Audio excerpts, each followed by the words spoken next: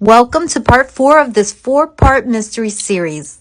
We're diving deeper into the discovery of an intriguing envelope addressed to Miss Ruth S. Moxie, a late 19th and early 20th century investigator from Woodbury, Connecticut. Her work centered on eugenics, a now discredited ideology that sought to shape society through selective reproduction. If you're new to this series, check out the intro video tagged below to catch up. In short, Martin wrote a report on intermarriage of blood relatives in 3 old New England communities. Martin references 3 mysterious towns, Town X, Town Y, and Town Z, but never reveals their actual names. All we know is that they're located somewhere in New England. In this video, I aim to figure out where Town Z is located. This is what Martin wrote about it in 1921. The town of Z has far more in common with the first described town of X, though here again is a noticeable difference. Z's first settlers were intelligent, probably in many instances something of the leader in their makeup. The colonization took place by reason of a church dissension. From a town and church some days' journey away, these pioneers who were willing to go through physical hardship and doubtless some economic loss for the sake of opinion or conviction came to a valley, this time inland and in yet a third state of New England, to found homes where previously only the Indians had lived. They were men and women of great religious zeal. They sought to convert their Indian neighbors, but were generally unsuccessful. They planted churches, one at first which today through subdivisions of the original town has become at least a dozen, while the main village of their settlement shows 4 Protestant churches where once was one.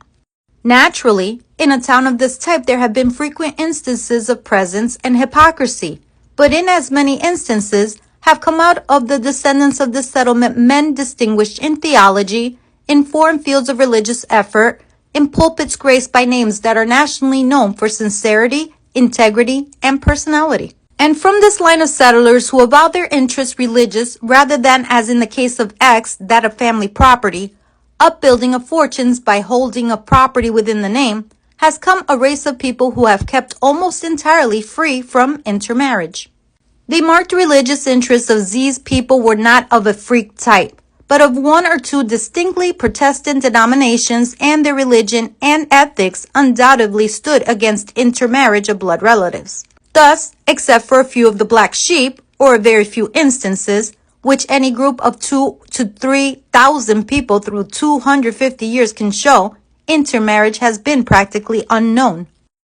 Z's probable uneugenic future is as indicated not to come from intermarriage, but rather from the fact that into her valley will continue to drift the unambitious, the uneugenic, those who prefer to avoid law, order, and effort in the world outside, while her better stock will, as it has for nearly 3 centuries tended to do, go out a few at a time in the persons of the youth of the town for greater opportunity.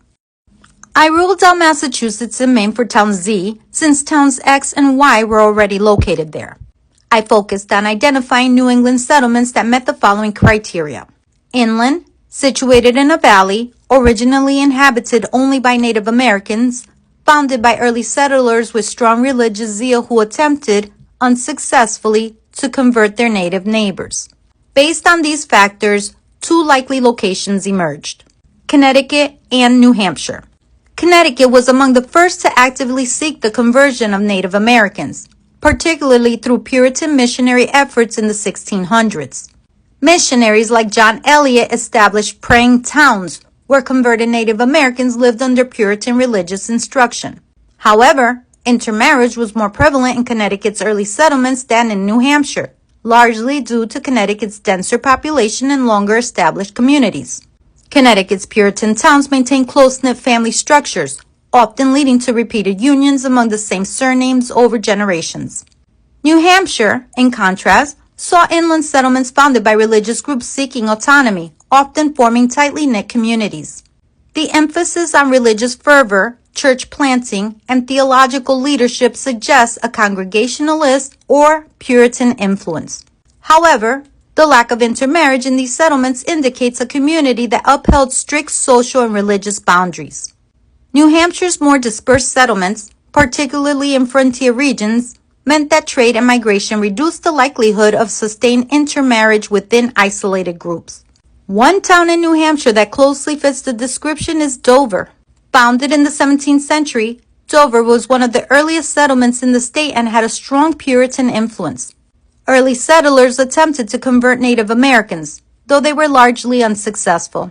Over time, the town experienced church expansion, with multiple Protestant congregations emerging from the original settlement. While the exact location of Town Z remains uncertain, Dover, New Hampshire appears to be the strongest possibility.